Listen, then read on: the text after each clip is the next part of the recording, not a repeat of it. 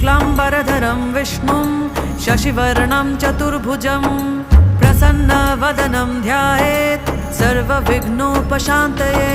व्यासं वसिष्ठनप्तारं शक्तिः पौत्रमकल्मषं पराशरात्मजं वन्दे शुकतातं तपोनिधिं। व्यासाय विष्णुरूपाय व्यासरूपाय विष्णवे नमो वै ब्रह्मनिधये वासिष्ठाय नमो नमः। अविकाराय शुद्धाय नित्याय परमात्मने सदैकरूपरूपाय विष्णवे सर्वजिष्णवे।